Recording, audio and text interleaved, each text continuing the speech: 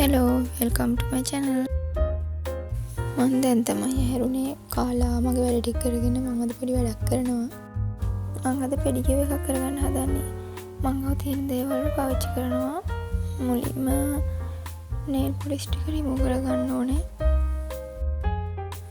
ගොඩක් කාලෙක දිගට nail polish apply කරලා තිබ්බම මේ පොත අවපහ වෙනවා කහ පාට උරු ගතියක් වගේ ඒ නිසා ගොඩක් කල් nail polish apply කරලා තියන්න එපා දැන් අපි කකුල් දෙකම දාගන්න පුළුවන් සයිස් එකේ බේස් එකක් ගන්න ඕනේ. ඒකට මදරස් ලුණු වතුර දාගෙන ලුණු ලෙමන් දෙහි බොඩි වොෂ් හරි ෂැම්පූ හරි දාගෙන හොඳට කලවම් කරගන්න ඕනේ.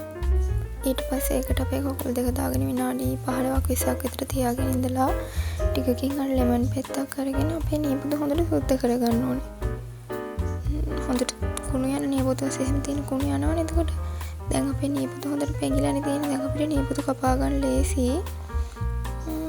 ඔයාලට මුලින්ම නියපොත කපා ගන්නත් පුළුවන්. පෙඟිලා තියෙන හින්දා ලේසි. කකුල නියපොත ටිකක් හයියයිනේ. ඊට පස්සේ බ්‍රෂ් එකක් අරගෙන නියපොත බොඩි වොෂ් ඒකට බොඩි වොෂ් ටිකක් දාලා හොඳට නියපොත මැද ගන්න ඕනේ අපි. කුණු යන්න යටිපතුලේ විලුඹ කකුල හොඳට මුළු කකුලම හොඳට බ්‍රෂ් කරගන්න ඕනේ. මේ විදිහට කකුල් දෙකම හොඳට බ්‍රෂ් කරගන්න ඕනේ. බ්‍රෂ් කරගෙන ඉවර වෙලා මේ වගේ පියුමි ස්ටෝන් එකක් අරගෙන අපේ හයිය තියෙන යටිපතුලේ හයිය හැම ඒ තියෙන තැන් යටිපතුල හැම තැනම තියෙන මේ හැම හොඳට අයින් කරගන්න ඕනේ. හොඳට මැදලා තුරුකුණු යටිපතුල පෙළ තියෙනවා නම් ඒවා අයින් වෙනවා. දැන් අපි කකුල් දෙක ස්ක්‍රබ් කරගන්න ඕනේ. මම අද පාවිච්චි කරන ලාෆ්‍රෙෂ් එකේ මේ ස්ක්‍රබ් එක ඔයාලට ගෙදර හදා ගන්න පුළුවන් නම් හොඳයි.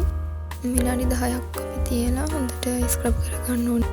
ඊට පස්සේ පැක් එකක් දා ගන්න ඕනේ. මේකත් එහෙමයි. ගෙදර හදා ගන්න පැක් එකක් පාවිච්චි කරන්න පුළුවන් නම් ගොඩක් හොඳයි. පැක් එකක් දාලා විනාඩි 10ක් විතර තියන්න ඕනේ කකුල් දෙකේ පෙලෙන්න.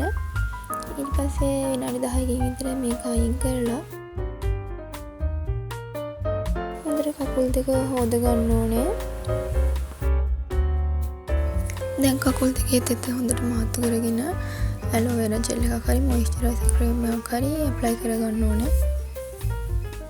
ඔයාලට කැමති නම් nail polish එකක් ආයෙ ඇප්ලයි කරන්න පුළුවන්. හරි මගේ පෙඩිකියුර් එක ඉවරයි. මගේ වීඩියෝ එකත් මෙතනින් ඉවරයි. thank you වීඩියෝ එක ඉවර වෙනකම් බැලුවට bye.